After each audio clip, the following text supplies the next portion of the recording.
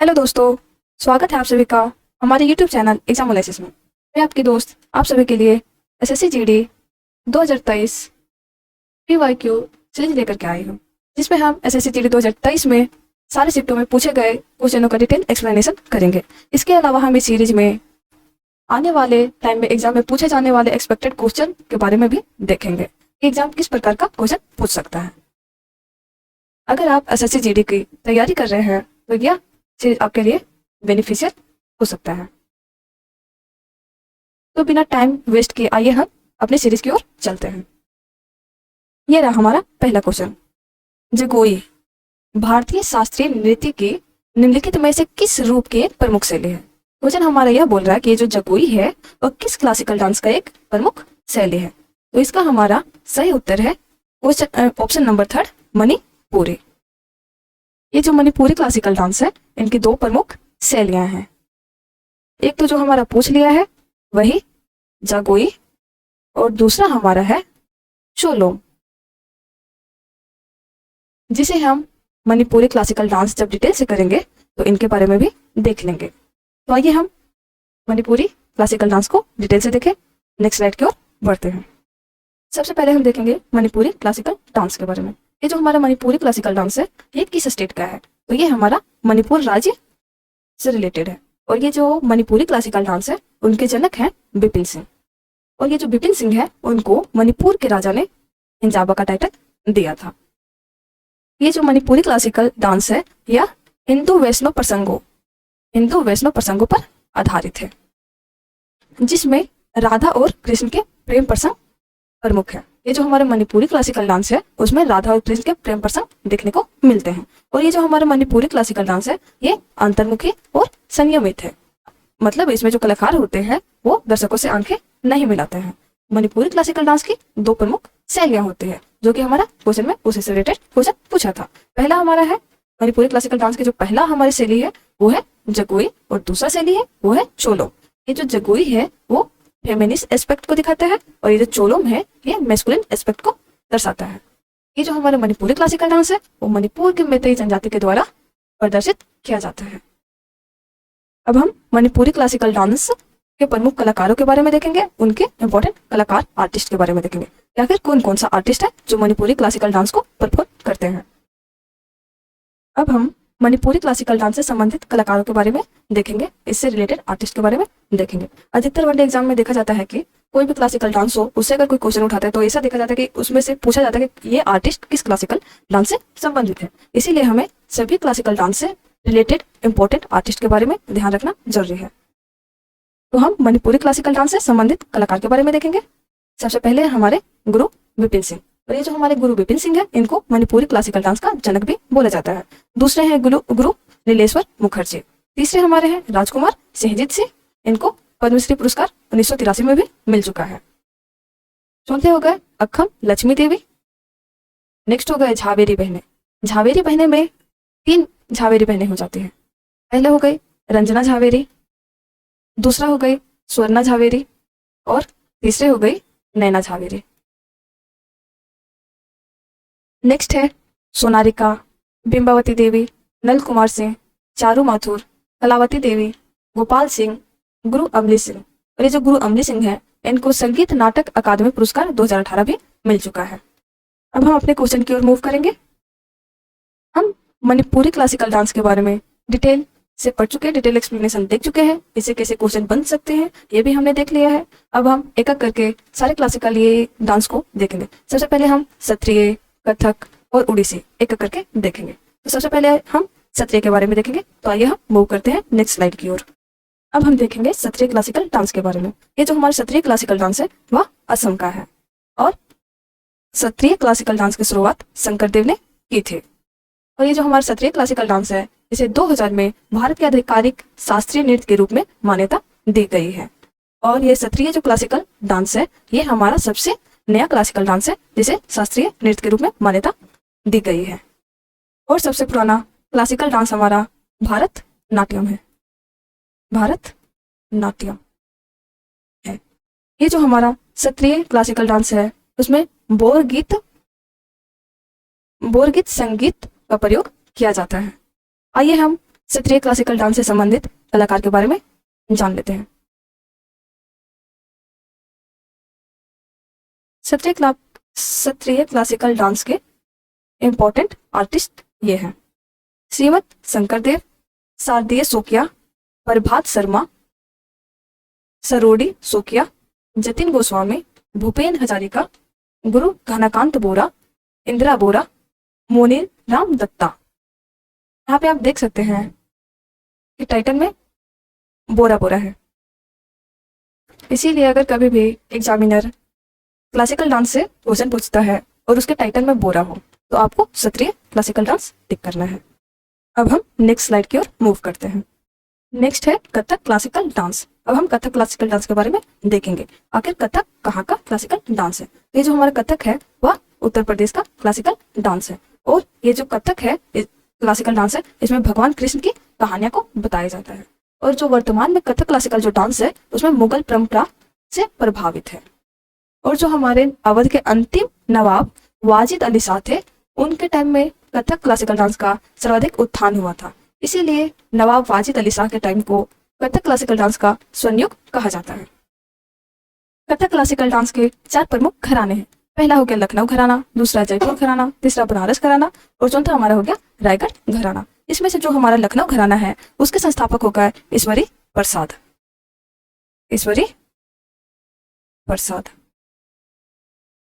अब हम Kathak classical dance से रिलेटेड इंपॉर्टेंट आर्टिस्ट, परफॉर्मर या फिर कलाकार के बारे में देखेंगे। अब हम कथक क्लासिकल डांस से संबंधित कलाकार के बारे में देखेंगे। सबसे पहले हमारे हो गए बिरजू महाराज, जिनको 1986 में पद्म विभूषण मिला था। नेक्स्ट हो गए हमारे लच्छू महाराज। नेक्स्ट सितारा देवी, जिनको 1973 में पद्मश्री पुरस्कार मिला था। नेक्स्ट हो गए सोमना नारायण, जिनको गुरुदेव प्रसाद पुरस्कार 2013 में मिला था। उसके बाद हो गए सुखदेव महाराज, आदित्य मंगलदास, नंदिनी सिंह, शाश्वती सेन, प्रेरणा श्रीमाली, कुमुदिनी लाखिया, रोशन कुमारी, राजश्री सिक्के। और ये जो हमारे राजश्री सिक्के हैं इनको संगीत नाटक अकादमी पुरस्कार 2013 में मिल चुका है। उसके बाद हमारे नेक्स्ट हो गए रानी कर नायक, इनको 2014 में पद्मश्री पुरस्कार मिल चुका है। उसके बाद हो गए हमारे कामिलिनी अस्थाना, इनको 2022 में पद्मश्री मिला है। और एक हो गए हमारे नालिनी अस्थाना, इनको भी 2022 में पद्मश्री पुरस्कार मिला है। इसमें हम देख सकते हैं एक कामलिनी अस्थाना और नालिनी अस्थाना, इनके दोनों के टाइटल में अस्थाना अस्थाना सेम है। और इनमें एक और कॉमन चीज है कि इन दोनों को 2022 में ही पद्मश्री पुरस्कार मिला है। अब हम नेक्स्ट स्लाइड की ओर मूव करते हैं। नेक्स्ट है हमारा ओडिसी क्लासिकल डांस। ये जो हमारा ओडिसी क्लासिकल डांस है वो हमारा उड़ीसा का क्लासिकल डांस है। और इनके जनक जो हैं वो गुरु पंकज चरण दास या फिर केलुचरण महापात्रा हैं। अगर क्वेश्चन पूछ दिया कि ओडिसी क्लासिकल डांस के जनक कौन है, अगर ऑप्शन में पंकज चरण दास है तो हम पंकज चरण दास को मारेंगे, लेकिन अगर केलुचरण महापात्र है तो हम केलुचरण महापात्र को मारेंगे। लेकिन इसमें यह भी कंफ्यूजन होगा कि अगर दोनों ऑप्शन में दे दे तो हम क्या मारेंगे। तो अगर कभी भी एग्जामिनर दोनों ऑप्शन में दे दे तो हम पंकज चरण दास को मारेंगे। ओडिसी जो क्लासिकल डांस है वह कोणार्क मंदिर में प्रदर्शित किया जाता है। ओडिसी एकमात्र ऐसा क्लासिकल डांस है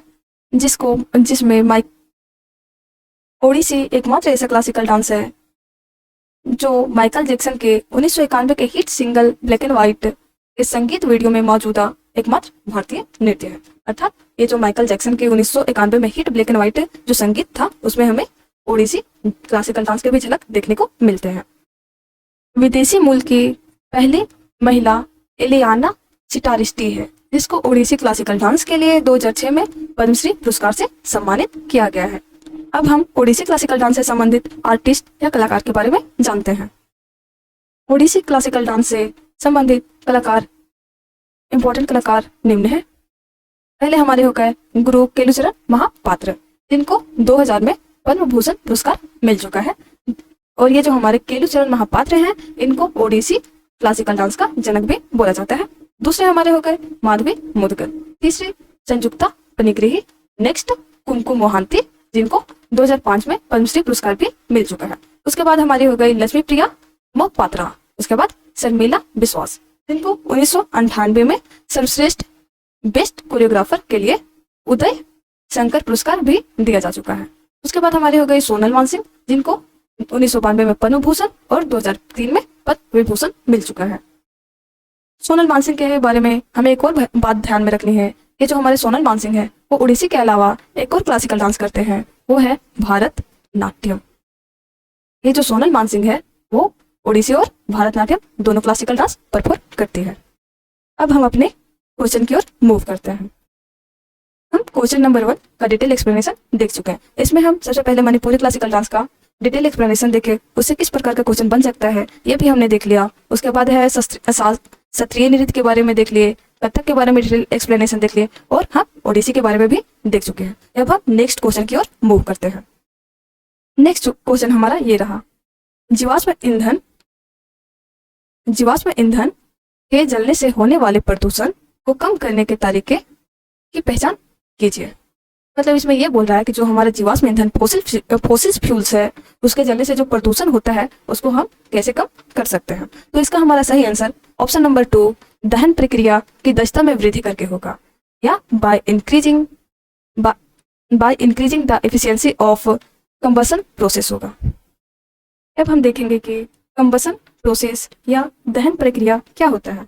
तो जब हम कार्बन ऑक्सीजन के प्रेजेंस में जलता है तो CO2 हीट और लाइट प्रोड्यूस होता है।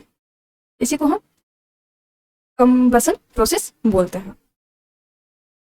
कंबसन प्रोसेस जो है वह ऑक्सीजन पे डिपेंड करता है। अगर ऑक्सीजन हमारा ज़्यादा होता है तो कंबसन प्रोसेस अच्छा होता है। जैसे कि हम कभी ना कभी या देखे होंगे या नोटिस किए होंगे कि कोई भी चीज़ रहता है, जब हम उसको जलाते हैं, जब ऑक्सीजन उसको प्रचुर मात्रा में नहीं मिल पाता तो उससे बहुत धुआं निकलता है, और धुआं निकलता है तो पोल्यूशन फैलता है।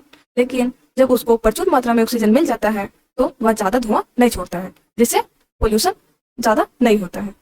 इसीलिए पोल्यूशन को कम करने के लिए ऑक्सीजन की मात्रा को बढ़ाएंगे ताकि कंबसन प्रोसेस जो है वो अच्छे से हो। इसीलिए कंबसन प्रोसेस के लिए अच्छा ऑक्सीजन होना जरूरी है। इसीलिए जितना अच्छा ऑक्सीजन होगा उतना ही अच्छा कंबसन प्रोसेस होगा। इसीलिए जितना ज्यादा ऑक्सीजन होगा उतना पोल्यूशन कम होगा। इसीलिए कंबसन प्रोसेस का एफिशिएंसी ज्यादा होना चाहिए। अब हम नेक्स्ट क्वेश्चन की ओर मूव करते हैं। नेक्स्ट क्वेश्चन है हमारा, तपन कुमार पटनायक किस नृत्य शैली के संगीत नाटक अकादमी पुरस्कार जीता है। तो ये हमारे हैं, इसका सही आंसर हमारा होगा ऑप्शन नंबर 2 छऊ नृत्य। इससे पहले वाले क्वेश्चन में हमने शास्त्रीय और ओडिसी के बारे में डिटेल एक्सप्लेनेशन देख चुके हैं। अब हम इसमें छऊ के बारे में और कुचिपुड़ी के बारे में देखेंगे कि किस प्रकार के क्वेश्चन आने वाले एग्जाम में बन सकते हैं। तो आइए हम सबसे पहले छऊ के बारे में जानते हैं। जो छऊ नृत्य है वह मार्शल आर्ट आधारित नृत्य है, और ये जो छऊ नृत्य है वह अर्ध शास्त्रीय नृत्य माना जाता है। मीन इसे हाफ क्लासिकल डांस के रूप में मान्यता प्राप्त है। और ये जो छऊ क्लासिकल डांस है उसको 2010 में यूनेस्को वर्ल्ड हेरिटेज साइट में जोड़ा गया है। छऊ जो डांस है उनकी 3 शैलियां पाई जाती है। पहला हमारा हो गया पश्चिम बंगाल का पुरुलिया छऊ, दूसरा हो गया झारखंड का सरायकेला छऊ, तीसरा हमारा हो गया उड़ीसा का मयूरभंज छऊ। इसमें से जो हमारा पुरुलिया का छऊ हो गया और सरायकेला का जो छऊ है उसमें मुखौटे का यूज किया जाता है, लेकिन जो मयूरभंज का छऊ है उसमें मुखौटे का यूज नहीं किया जाता है। अब हम नेक्स्ट स्लाइड की ओर मूव करते हैं। नेक्स्ट है हमारा कुचिपुड़ी क्लासिकल डांस। ये जो हमारा कुचिपुड़ी क्लासिकल डांस है ये आंध्र प्रदेश से रिलेटेड है, और ये जो हमारा कुचिपुड़ी क्लासिकल डांस है वो उसमें विष्णु और कृष्ण, ये जो हमारा कुचिपुड़ी क्लासिकल डांस है वह भगवान विष्णु और कृष्ण को समर्पित है। और ये जो हमारे सिद्धवेंद्र योगी हैं वह कुचिपुड़ी के कलाकार हैं जिन्होंने कुचिपुड़ी पर आधारित एक नृत्य की रचना की है जिसका नाम नाटिका भामा क्लापम है। और जो हमारी कुचिपुड़ी क्लासिकल डांस है वह उसमें कर्नाटक संगीत का प्रयोग किया जाता है। अब हम कुचिपुड़ी क्लासिकल डांस से संबंधित इम्पोर्टेंट आर्टिस्ट या कलाकार के बारे में देखेंगे। अब हम कुचिपुड़ी क्लासिकल डांस से संबंधित कलाकार के बारे में देखेंगे। सबसे पहले हमारी आती है यामिनी कृष्ण मूर्ति, जो कुचिपुड़ी और भारतनाट्यम दोनों क्लासिकल डांस परफॉर्म करते हैं। क्या यामिनी कृष्ण मूर्ति के अलावा कोई और आर्टिस्ट है जो कुचिपुड़ी और भारतनाट्यम दोनों परफॉर्म करता है?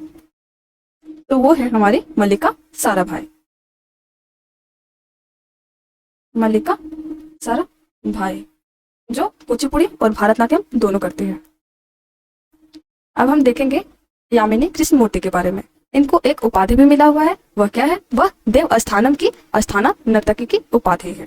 अब हम देखेंगे सिद्धेंद्र योगी के बारे में। ये जो सिद्धेंद्र योगी हैं, इनको कुचिपुड़ी नृत्य का अगवा के नाम से भी जाना जाता है। उसके बाद नेक्स्ट है हमारे पद्मजा रेड्डी, और ये जो पद्मजा रेड्डी हैं वो तेलंगाना के पहले ऐसे व्यक्ति हैं जिनको संगीत अकादमी पुरस्कार मिला है। उसके बाद हमारी हो गई दीपिका रेड्डी, जिनको 2017 में संगीत नाटक अकादमी पुरस्कार मिला है। उसके बाद हो गए हमारे वेम्पति चिन्ना सत्यम, जिनको 1998 में पद्म भूषण पुरस्कार मिला है। उसके बाद हो गई राधा रेड्डी, राजा रेड्डी, स्वपन सुंदरी और शोभा नायडू। उसके बाद हो गई अर्पणा सतीशन, जिनको राष्ट्रीय नृत्य शिरोमणि पुरस्कार 2022 मिला है। अब हम नेक्स्ट स्लाइड की ओर मूव करते हैं।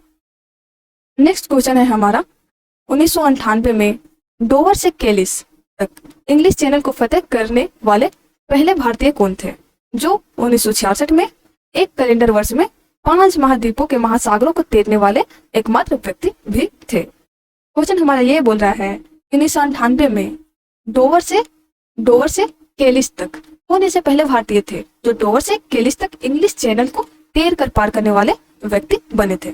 इतना ही नहीं, जो 1966 में एक कैलेंडर वर्ष में 5 महाद्वीपों के महासागरों को तैरने वाले भी एकमात्र व्यक्ति थे। सही आंसर हमारा हो जाएगा ऑप्शन नंबर 1, मिहिर सेन। आइए हम मिहिर सेन के बारे में जानेंगे। मिहिर सेन को समुद्र का विजेता के नाम से भी जाना जाता है, और मिहिर सेन को बहुत सारे सम्मान भी मिले हैं। तो देखते हैं उनको कौन कौन सा सम्मान मिला है। तो जो मिहिर सेन है उनको पद्मश्री, पद्म भूषण और Guinness book of world record में उनका नाम इंगित है। अब हम नेक्स्ट क्वेश्चन की ओर मूव करते हैं। नेक्स्ट क्वेश्चन है हमारा महात्मा गांधी नई श्रृंखला के 2000 रुपए के बैंक नोट के पीछे हिस्से पर किसकी आकृति है? मतलब क्वेश्चन हमसे यह पूछ रहा है कि जो हमारा 2000 रुपए का नोट है उसके पीछे साइड किसका इमेज है, किसका फोटो या फिर किसका चित्र है? तो वो हमारा है मंगलयान का। ये तो सबको पता ही होगा। नहीं तो आप यहाँ देख सकते हैं कि बाकी नोटों पर क्या क्या इंगित है, क्या क्या चित्रित है। तो यहाँ पे सबसे पहले 2000 के नोट पे देख लीजिए, ये हमारा हो गया मंगलयान, जो कि हमारा 2000 के नोट पर इंगित है। उसके बाद शुरू से देखिए 10 रुपए का नोट, और ये जो 10 रुपए का नोट के पीछे जो है ये हमारा कोणार्क का सूर्य मंदिर है, जो कि हमारा कहाँ है कोणार्क का सूर्य मंदिर? वो हमारा उड़ीसा में है। दूसरा हमारा हो गया 20 रुपए का नोट, और 20 रुपए के नोट में ये देख सकते हैं ये जो चित्र है वो है एलोरा की गुफा का, और एलोरा की गुफा हमारा कहाँ है? वो हमारा महाराष्ट्र में स्थित है। तीसरा हमारा हो गया 50 रुपए का नोट, और 50 रुपए के नोट में ये जो पीछे साइड आप देख सकते हैं जो चित्र है वो हमारा हम्पी के रथ का है, और जो हम्पी का रथ है वो कहाँ है? वो कर्नाटका में है। उसके बाद हम 100 रुपए का नोट देख सकते हैं। 100 रुपए के नोट में ये जो हमारे ये चित्र है वो है रानी की बावड़ी की, और ये जो रानी की बावड़ी है वो कहाँ है? वो हमारा गुजरात में स्थित है।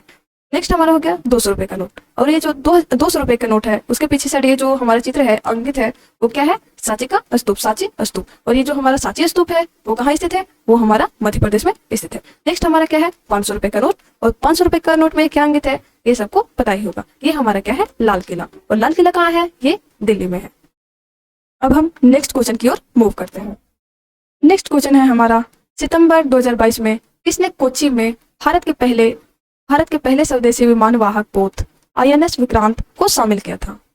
मतलब क्वेश्चन हम ये बोल रहा है कि जो भारत का पहला स्वदेशी विमान वाहक पोत है जिसका नाम INS विक्रांत है, उसको कोच्चि में किसने शामिल किया था? तो वो हमारे माननीय प्रधानमंत्री नरेंद्र मोदी होंगे। तो हमारा सही आंसर है ऑप्शन नंबर 4, नरेंद्र मोदी। और ये जो हमारे राजनाथ सिंह हैं ये रक्षा मंत्री हैं। नेक्स्ट है अमित शाह। अमित शाह जो है वह गृह मंत्री हैं।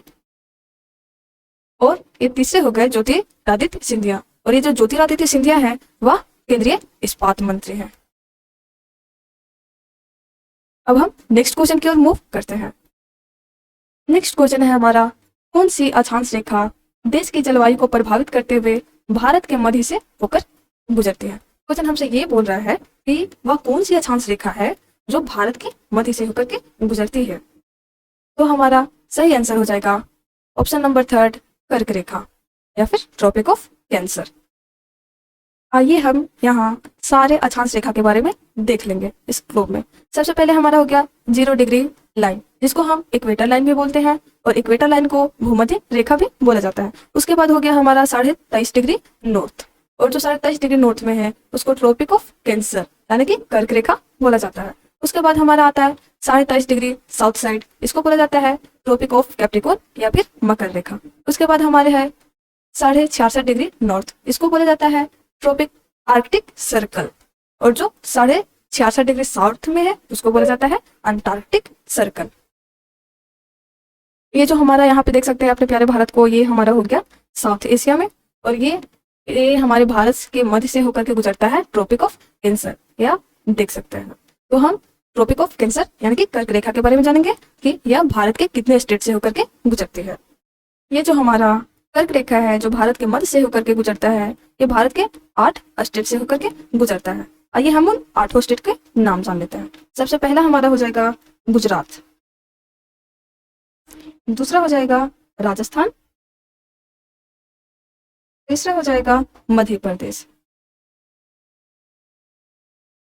चौथा हमारा हो जाएगा छत्तीसगढ़,